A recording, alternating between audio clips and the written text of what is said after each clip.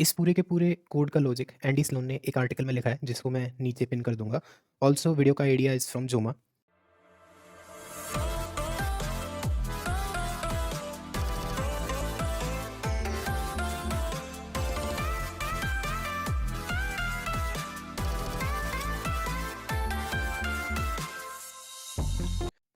तो मैथ है ना, हमें यूजुअली प्रोग्रामिंग में चाहिए नहीं होती है। फॉर एग्जांपल अभी मैं डेवलपमेंट कर रहा हूँ, उसमें मेरे को यूजुअली मैथ्स की रिक्वायरमेंट नहीं होती है।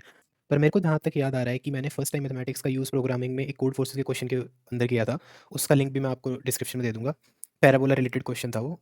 हालांकि मैथ हमें यूजुअली रिक्वायर्ड नहीं होती है प्रोग्रामिंग के लिए, बट एक प्रोग्रामर की क्वालिटी को काफ़ी ज़्यादा इंक्रीज़ करती है अगर उसको मैथमेटिक्स भी आती हो।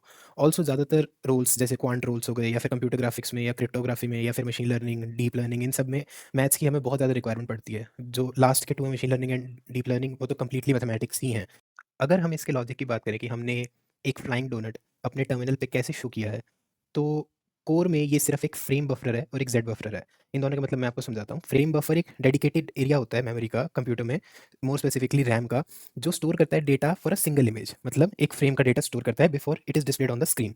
एंड एक जेड बफर एक मेमोरी बफर होता है जो 3D कंप्यूटर ग्राफिक्स में हम यूज़ करते हैं, जो कि स्टोर करता है कि हर पिक्सल की डेप्थ कितनी होगी। तो इन दोनों की हेल्प से हम बेसिकली करते क्या है कि हम एक टॉरस, जो कि एक सर्कल होता है, जिसको अगर अपने एक्सेस के अगेंस्ट आप रिवॉल्व कर दोगे तो आपको एक टॉरस टॉरस मिल जाएगा।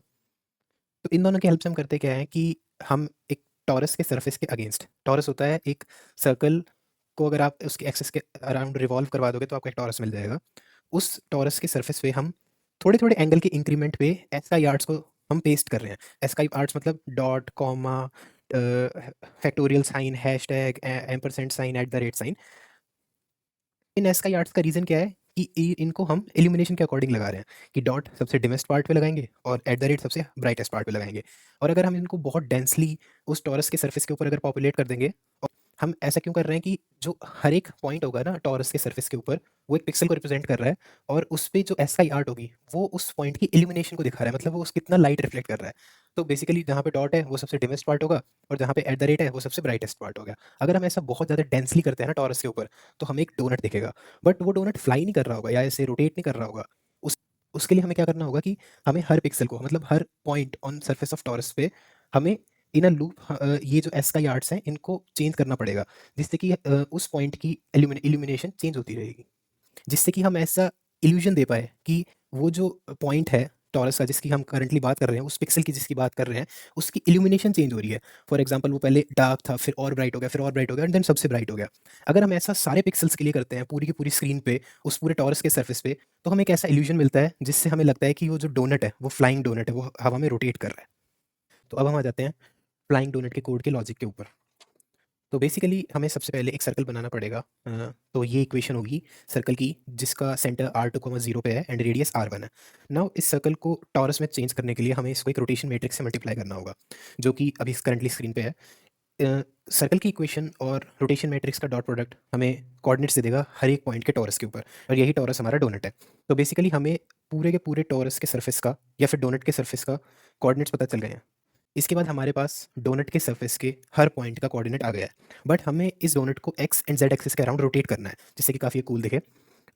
उसके लिए हमें डोनट के कोऑर्डिनेट्स को दो रोटेशन मैट्रिसेस से मल्टीप्लाई करना पड़ेगा। उसके बाद हमें एक 3D फ्लाइंग डोनट मिलेगा। बट इशू ये है कि हमारे पास स्क्रीन सिर्फ 2D है। टर्मिनल हमारा 2D तो है ना, 3D थोड़ी ना है।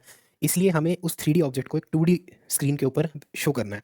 मतलब स्क्रीन तो 3D नहीं है ना आपकी। इसके लिए हम क्या करेंगे कि हम हर एक पिक्सल की, हर एक कैरेक्टर की इल्यूमिनेशन वैल्यू निकालेंगे, जो कि होगी डॉट प्रोडक्ट उसके सरफेस नॉर्मल का और लाइटिंग डायरेक्शन का। जैसा कि हमें दिख रहा है, लेट्स से ये एक रिंग है। इस रिंग को अगर लाइट के हम क्लोज लेके जा रहे हैं, तो इस तरफ ब्राइटर है एंड इस तरफ डार्कर है। तो हम क्या करेंगे कि उसका जो रिजल्ट होगा डॉट प्रोडक्ट का, इल्यूमिनेशन वैल्यूज़ का, उसके बाद हमारे पास एक इल्यूमिनेशन वैल्यू आ जाएगी हर एक पिक्सल की। हम फिर क्या करेंगे कि जो हमारे पास 3D फ्लाइंग डोनट आया था, उसका डॉट प्रोडक्ट ले लेंगे इस इल्यूमिनेशन वैल्यूज़ के साथ। इसके बाद हम क्या करेंगे कि हम डॉट प्रोडक्ट ले लेंगे फ्लाइंग डोनट के कोऑर्डिनेट्स का विद इल्यूमिनेशन वैल्यूज़ के मैट्रिक्स के साथ। तो हमारे पास 0 से √2 तक की वैल्यूज़ आएँगी। सो 0 टू 12 वैल्यूज़ होंगी, एंड मैंने आपको स्टार्टिंग में बताया था कि इल्यूमिनेशन के बेसिस पे ही हम एसआई कैरेक्टर्स को असाइन करेंगे। तो 0 को कंप्लीटली डार्क मान लेंगे, देन 1 को डॉट, 2 को कॉमा, 3 को हाइफन, ऐसे करते 12 को eight the rate which will be the brightest. And उसके बाद जब हम इसको एक टर्मिनल पे स्क्रीन पे शो करेंगे, तो हमें एक डोनट दिखेगा, और जैसे ही हम इस प्रोग्राम को रन करेंगे, वॉला! हमें मिल गया अपना flying donut. By the way इस वीडियो का एक और यूज़ हो सकता है, मैं यूजुअली जब रेज़्यूमे देखता हूँ लोगों के जो जॉब्स के लिए अप्लाई कर रहे हैं, उनके अंदर बहुत ही क्लासिकल प्रोजेक्ट्स बहुत ज़्यादा होते हैं, कि वेब डेवलपमेंट का एक बेसिक प्रोजेक्ट हो जाएगा और किसी टेक्नोलॉजी का एक बेसिक प्रोजेक्ट हो जाएगा। बट अगर ये प्रोजेक्ट आप अपने रेज़्यूमे के लिए चूज़ कर रहे हो, तो but mathematics and programming related projects मैंने काफ़ी कम देखे हैं, लोग जिन पे काम कर रहे हैं, तो आप इसके लिए भी इसको यूज़ कर सकते हो। बाय।